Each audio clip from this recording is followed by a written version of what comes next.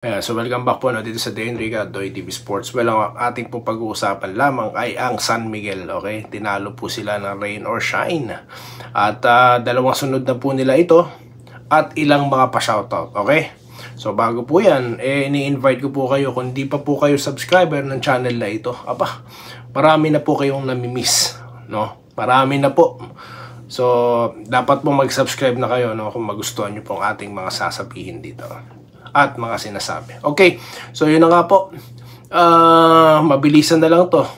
Sa score na 107-93, 14 po ang lamang ng rain or shine. Tinalo po nila ng San Miguel. So parang walang nangyari dito sa kanilang emergency dugout meeting. Okay, right after the game ng kanilang kupunan against NLEX. Kasi nga, nagpakawala sila na 19-point lead. Natalo sila. Di po ba? Tas ngayon, double digit na naman ang kanilang pagkatalo. So there's something wrong about this team. Okay, when it comes to the lineup, kumpleto na po sila eh.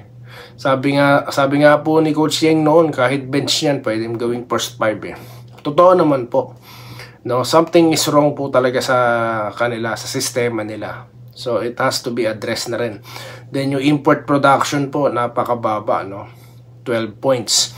Samantalang si Thompson, pa-easy-easy lang, patira-tira lang sa labas, no? Hindi po ganong naghahapit na import katulad ni RHJ. 18 points. Kasi nakikita po yung leadership talaga eh. So, yung sinasabi nga ni Coach Yeng Giao na maganda yung ikot ng bola nila with this import, it's evidently true. Kaya nga po, tignan nyo, Nocum 15 points. Kilan Tiongson 14, Lemeti 12. So mga ilan nang naka-double digit sa kanila. Kit Dato, Da Centro, Clarito 10. Oh, di ba? Si Norwood, biruin mo, naka-isang 3-point lang. Ildefonso 2, Belga.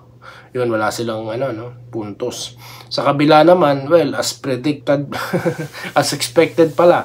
Si Pajardo 20. Itong si Chongson, great pick up for them, 16 points, no? Ito nga binabanggit ko, import nila 12 points. Mukhang ito yung unang pupunteryahin nilang palitan siguro, no? Kung ako ang management, ito yung una kong maiisip na missing link. Pero alam nyo po, sa totoo lang, sakto na po si Miller sa kanila eh. Ang kailangan po talaga dyan, pukpukin yung locals, no?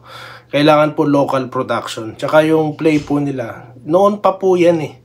Tinalo sila ng Meralco, di pa sila nag-improve dyan, na sa takbuhan talagang dehado sila.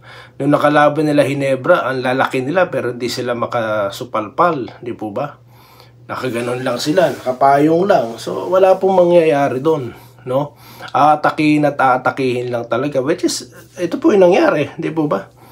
Oh, kaya mukha pong outdated na ang place ng San Miguel. Pansin ko lang po, okay?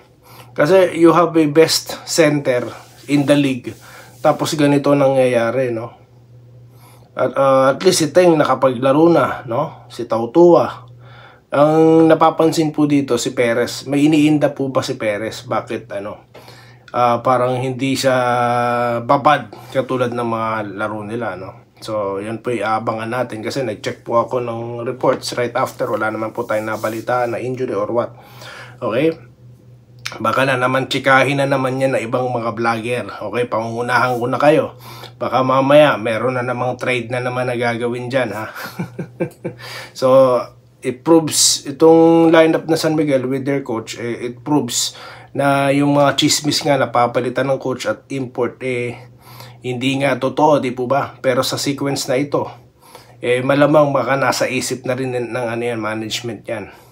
So again, third game pa lang naman ito, no? So yun lang, kailangan nilang i-improve yung kanilang depensa din, yung kanilang yung play nila parang outdated na. Okay? Kasi may mga gilas player yan mga yan, may mga consistent shooter yan. So hindi po dapat ganyan ang nangyayari sa San Miguel. Although rain or shine malakas po talaga yan. Okay, well coach po kasi. So yun po ang ating napag-usapan ngayon, no? At shoutout na po tayo para po mabilis ang shoutout tayo. Dito po tayo sa ating content, no? Na team ko noon pa tinatarget pa, konti ang views nito Okay, Ronald Verbosidad na nagpapa-shoutout. Si Julian Serdon, ayan. Shoutout naman po. Yan. Siya po'y fan po ng Ginebra since Jobo era. Rolando Bangit, nagko-congrats po sa ating 10,000 subscribers. Si Richard Cabato, no? May sinabi pa siya dito. Ang vlogger na hindi fake news, magaling. Oy, salamat naman po sir. Maraming salamat po. At dito po kay Ricardo Cabato, no? Na from Bataan na nagko-congratulate din po sa ating 10,000 subscribers. In a span of ano lang po yan guys 6 months lang po Okay. Ganyan po. Dahil nga po nasagap na ng mga taga-barangay ang ating channel. Salamat po. Pa-shoutout Idol June TV Parkoy Nyaman na Ken sa hindi ko po maintindihan. Baka po ano meaning yan. Okay. Sana magbigay na ng way si Tenorio para kay Paul Garcia. Dapat patunayan. Magko-coach na po siya, magiging busy na po siya. So that time, baka nga po ma-open na yung spot niya. But again, wala pa po official retirement, no, na announcement si LA. Okay? Boss, ito po, si Chevron TV. Natalo ang San Miguel dahil kulang at mahina. Talagang dumiskarte ang coach na si Galen. Tambak ang NLEX. YouTube ba yung last game nila, no? Pinagkokomentuhan ni Sir Aurelia Hingos, no? Sir, okay lang yan kahit huli na kayo magbalita kasi nga, totoo kayo, hindi haka-haka lang kasi nasabi ninyo. Kaya dito po salamat naman po ma'am. Maraming salamat po. Malapit na, yun na nga po, malapit na, bukas na po at pag-uusapan po natin yan, no? Ang matchup natin against NLEX Road Warriors. Yung nagko-question sa mga ibang vlogger, panigurado, puro fake news alam nun. Sabi po ni Adrian Legado. Well, yun na nga po, may hinala na po ako na malamang ano yun, kasama yon sa mga fake news vlogger. Meron pa dyan, paulit-ulit, kinokorek pa yung pronunciation ko. Brad, nandito ako sa lugar ng mga Inglesero. At dito, ni isang puti, walang nagko-correct sa amin. Diyan sa Pilipinas lang yung masyadong conscious sa pronunciation. Pero I've been to countries na nag-i-English pero ano po, may iba-iba pong tema ng pag-i-English yung mga tao. So wala pong pakialamanan. Same goes with you, sir. Gumawa ka na lang ng sarili mong vlog, no? Language, magturo ka doon ng English. Yan ang hirap sa iba no? Hindi makagawa ng sarili nilang vlog, no? Makikialam at magbabashing sila, no? Pero sa sarili nila, di naman nila kayang gawin. O sige nga. Doon ka mag-correct ng iyong pronunciation. Ewan ko kung may pumunta sa iyong subscriber. Ang bira ka. So alam ko naman kung ano ang ginagawa mo, no? Hindi ako pinanganak kahapon. Okay? So if you are protecting fake news vloggers, no? Wala akong pakialam. Tuloy-tuloy kami dito. Fake news ka pa. Alam ko na yan.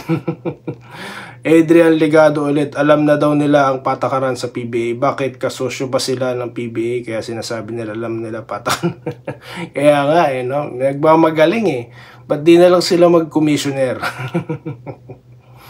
Ito po si Dolor Eduardo. Bostoy, follow up lang po dun sa una kong comment. 1975 pala yung naging member ng PBA ng Ginebra. Hindi po gaya ng nasabi ko na 1975.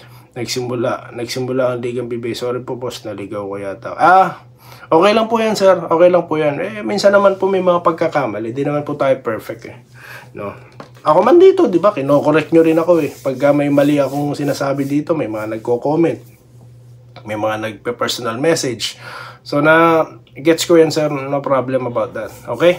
So yun lang po muna guys ang ating napag-usapan at maraming salamat po sa inyo pong panonood at magkita-kita po tayo sa mga susunod na video content dito lamang po sa Doy TV Sports at Tay Enriga YouTube channel. Muli, maraming salamat po sa inyong panonood.